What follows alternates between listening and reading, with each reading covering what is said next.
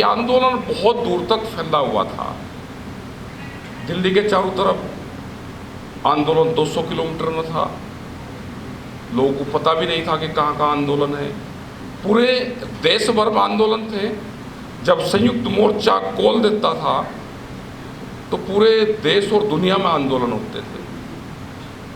और इस किताब पे जो फोटो भी दिया है, ये पहले फोटो आता था हल जोतते हुए किसान का, लेकिन आज जो इस आंदोलन की पहचान और पूरी दुनिया में ट्रैक्टर ने अपनी पहचान बनाई, उसका फोटो भी इस किताब में दिया।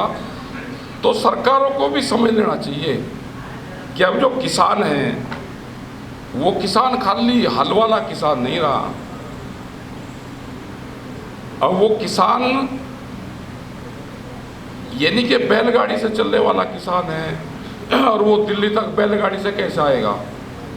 अब वो किसान है कि अपने खेत में भी ट्रैक्टर चलाता है और आंदोलन में भी उसी ट्रैक्टर को लेकर आता है। वही ट्रैक्टर उसके टैंक का काम भी करता है। अगर हमारे साथ में दो चीज ना होती, हमारे साथ में आंदोलन में ट्रैक्टर ना होता और जब आंदोलन शुरू हो गया तो बाबाओं के भंडारे लंगर ना होते तो यह आंदोलन चल नहीं सकता था। दो चीज बड़ी अहम इस आंदोलन की रही। मोर्चे जितने थे तो वो ट्रैक्टर न तोड़े, उसमें बैठने वाले लोग उन्होंने तोड़े। और टिकैत साहब हमेशा एक चीज कहते थे कि जिस दिन पंजाब खड़ा हो जाएगा, हरियाणा साथ जुड़ जाएगा, उस दिन दिल्ली पे फतेह हो जाएगी। लेकिन उनके सामने कभी ये सपना पूरा नहीं हुआ। बहुत कोशिश करी, पंजाब का एक पार्ट आता था, हरियाणा का कुछ हिस्सा जब दिल्ली में मीटिंग करते तो आता था, लेकिन डॉक्टर साहब ने, इनकी पूरी टीम ने लग के किसान संयुक्त मोर्चा बनाया। जो पंजाब की जत्थेबंदी थी उन सारे जत्थेबंदियों को एक जगह किया और जब पंजाब लड़ाई के लिए निकला तो उसके साथ में पूरा देश खड़ा हुआ। हरियाणा का बड़ा योगदान रहा। जब जब भी मुसीबत आई, हरियाणा की खाप पंचायतें, हरियाणा के किसान संगठन, उन्होंने पूरे मूवमेंट को बैक से सपोर्ट किया। बड़ा योगदान हरियाणा का रहा। और डॉक्टर साहब ने एक जो तीसरी चीज़ जो बताई, वो ये बताई कि दिल्ली के जो राउंड अप में हैं, इस पर तो रिसर्च हो रही है, इस पर यह हुआ कि जब ये इकट्ठे हो जाएंगे दिल्ली के 300 किलोमीटर के लोग, ये खेत में काम करने वाले किसान मजदूर, ये जब इकट्ठे हो जाएंगे तो ये पूरे देश की लड़ाई लड़ लेंगे। और ये अब टाइम है कि ये किसान मजदूर दुकानदार ये सब इकट्ठे हैं अब, और एक बड़ी लड़ाई की फिर भी ज़रूरत पड़ेगी। उसके लिए भी ये पूरी जो भूमिका है, आज भी हम गांधी पीस फाउंडेशन में बैठे, ये भी उसी आंदोलन का हिस्सा है। अभी 3 दिन डॉक्टर साहब लखीमपुर खीरी में रहे तो वो भी उसी का हिस्सा है। आज भी जो मीटिंग अलग अलग जगह की चली हुई है वो भी आंदोलनों के हिस्से हैं। और आज पूरे देश भर में इस सरकार के खिलाफ अगर बोल रहा है कोई तो उसको आंदोलन मान लो। वो जो पुलिस के लोग हैं वे नहीं बोलते, वे चाहे रेलवे के लोग हैं, वे चाहे जज हैं, लेकिन बोल कोई नहीं रहा। लेकिन अंदर से सब लोग दुखी हैं। जज जो बहुत हार्ड क्रिमिनलों के भी फैसले सुनाते हैं, उन्होंने कहा जी हमारी बात कौन उठाएगा, उनकी प्रॉब्लम अलग है। उन्होंने कहा जी हमारी गाड़ी है, एनजीटी ने 10 साल में गाड़ी बंद कर दी, अपनी आवाज़ हम उठा नहीं सकते। मगर भाई आपकी भी आवाज़ संयुक्त मोर्चा उठाएगा। उन्होंने कहा कि 10 साल में हमारी गाड़ी 70-80 किलोमीटर चलते हैं, 70-80 हज़ार किलोमीटर। डॉक्टर की गाड़ी 90-1 लाख किलोमीटर चल जाती होगी, लेकिन एनजीटी के कानून के तहत वो 10 साल में ख़त्म हो जाएगी। यही हाल किसान के ट्रैक्टर का है। आंदोलन चल रहा है तो ट्रैक्टर बंद नहीं कर रहे हैं, गाड़ियों को तो तोड़ फोड़ करने लगे, लेकिन ट्रैक्टर को कागजों में बंद कर दिया। अब 10 साल पुराना ट्रैक्टर आप किसी के नाम नहीं करवा सकते, उसका इंश्योरेंस नहीं हो सकता, आप जैसे अवैध रूप से उस ट्रैक्टर को ले रहे हो। तो क्या कोई किसान है कि 10 साल में कोई ट्रैक्टर बदल देगा? तो ये बहुत से कानून अभी आ रहे हैं, अभी और भी आएंगे। बिजली अमेंडमेंट बिल की बात हुई थी जब आंदोलन चल रहा, उसी टाइम पे एक बातचीत भी हुई थी। फिजिकल सरकार हमसे नहीं मिली, डिजिटल समझौता हुआ हमारा, आदान प्रदान कागजों का। उसमें था कि बिजली की जब भी बात आएगी तो आपके लोगों से, किसान मोर्चे से बातचीत करी जाएगी, लेकिन कोई बातचीत नहीं करी। हाउस में बिल को ले आए, और ये काम जब है कि आंदोलन चल रहे हैं पूरे देश भर में। यही दूसरे और इशू है, फसलों के रेट का सवाल है। एमएसपी गारंटी कानून देश को कई महीने भारत सरकार ने धोखे में रखा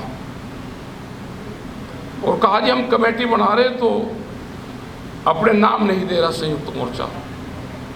और जब कमेटी बनाने की भी बात आई, कहा जी नाम दे दो, हम कमेटी डिक्लेयर कर रहे। वो एमएसपी की कमेटी है ही नहीं, ना उसमें लिखा हुआ है कि एमएसपी की है। तो इसका मतलब ये हुआ कि एमएसपी की कमेटी देश में सरकारें बनाना ही नहीं चाहती। ये जो 3 कानून थे, ये बिहार के अंदर 17 साल पहले लागू हो गए। 17 साल पहले वहाँ की मंडियाँ बंद होगी। अभी हम 1 महीना पहले बिहार में थे, मंडी पूर्ण रूप से ख़त्म हो चुकी है मंडियाँ। उसमें बड़े बड़े अब शेड, कंपनियों के शेड पड़ रहे, मंडियों की ज़मीन को कंपनियों को दिया जा रहा है। तो इसीलिए जो बिहार से लोग आते हैं उनको लोग मजदूर बताते हैं, उनको वर्कर बताते हैं, लेकिन हमारे से ज़्यादा ज़मीन उनके पास में है, उनको भाव नहीं मिलता, इसलिए उन्होंने बिहार को छोड़ के और दूसरी जगह प्लान कर रहे हैं। वे किसान हैं बिहार का, लेकिन वो दिल्ली मांड के मजदूर और स्लम बस्तियों में रहता है, फैक्ट्रियों में काम करता है, उनके परिवार के लोग एक का कमरों में रहते हैं और वहाँ अपने घर बार, मकान, दुकान, अपने खेत छोड़ के वे लोग यहाँ पर आ रहे हैं। 800 रुपये क्विंटल तक उनकी धान की खरीद होती है वहाँ, 1200 रुपये क्विंटल तक मक्का और 1400 रुपये क्विंटल तक, 1500 तक गेहूँ, मसूर 1600 रुपये क्विंटल। तो जब भाव ही नहीं मिलेगा कहीं, तो बिहार एक ऐसा स्टेट बना पहला कि जहाँ पे एक कानून और मंडी एक्ट लागू हो चुका है। तो जब हम बिहार में गए तो हमने उनको कहा कि अगला आंदोलन बिहार से शुरू होगा और मंडी बहाली का आंदोलन होगा, उसके लिए वहाँ पर तैयारी चल रही है। उसी बीच में घटनाक्रम हुआ कि नई सरकार वहाँ पर बनी। उनको भी हम कह के आए थे कि अगर यहाँ के मुख्यमंत्री इससे जितना जल्दी छूट जाए तो ठीक रहेगा, नहीं तो अगला उद्धव ठाकरे, नीतीश कुमार बनेगा। तो उसके 10-15 दिन की बाद ये घटना घटी, अलग हुए।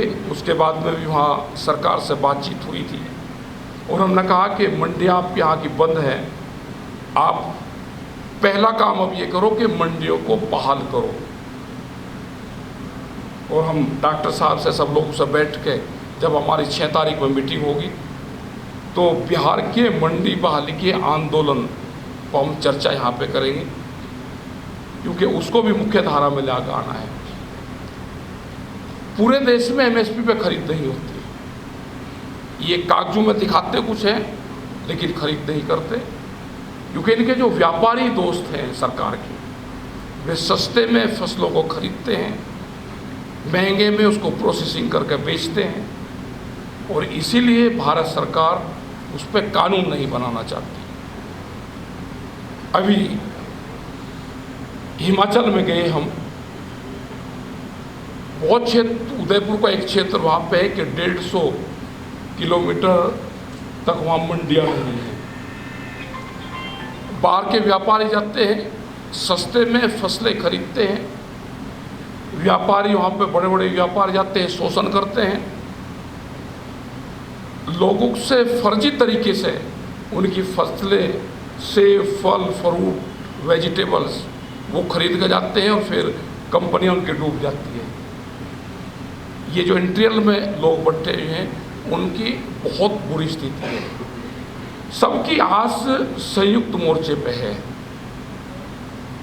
श्रीनगर, कश्मीर में गए तो वहाँ के किसानों भी साथ में जुड़ना चाहते हैं, और उनको भी आस है कि श्रीनगर का किसान जो इंटीरियर में बैठा है, जो सेब की, खुमानी की इनकी खेती करता है, संयुक्त मोर्चा उसकी भी आवाज़ उठावे, और देश में जो 23 फसलें हैं एमएसपी की, उससे ज़्यादा जितनी भी वेजिटेबल्स, फल, फ्रूट, दूध, मछली, अंडा, इसमें भी भाव तय हो।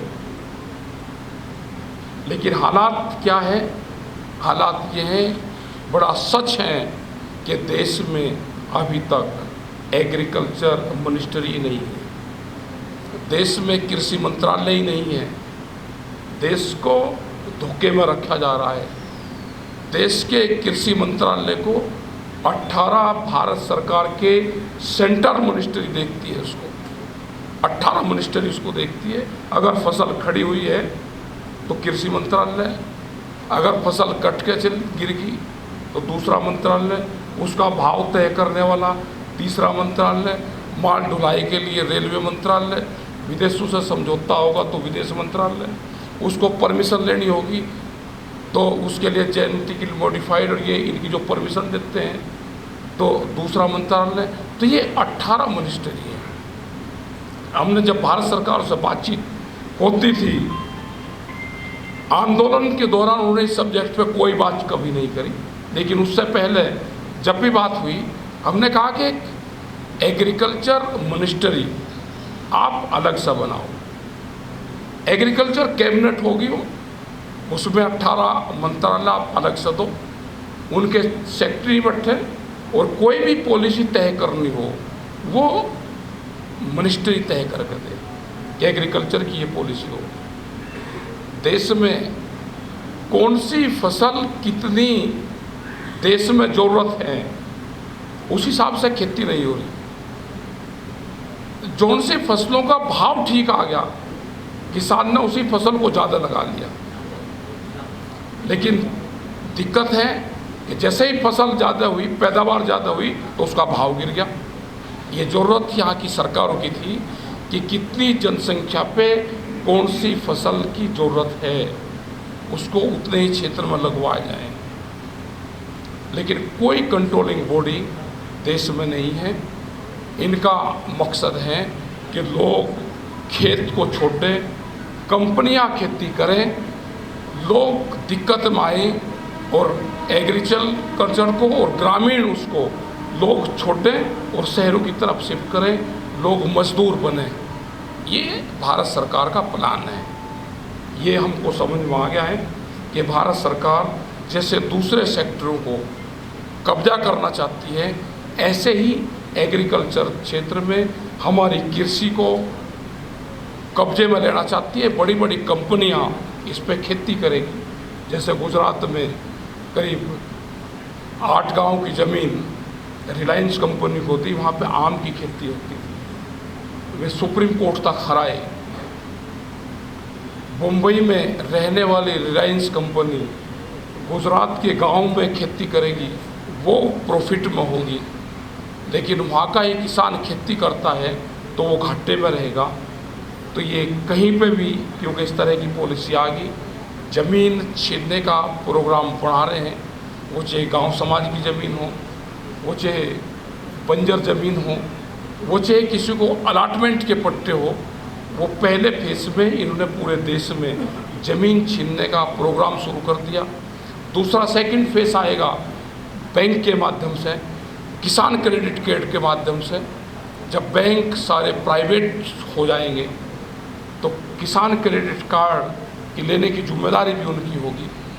तो उनका पूरा प्लान और पूरा ये बना हुआ है कि हम या तो किसान क्रेडिट कार्ड पैसे देगा, नहीं देगा तो वो ज़मीन दे देगा उसके बदले।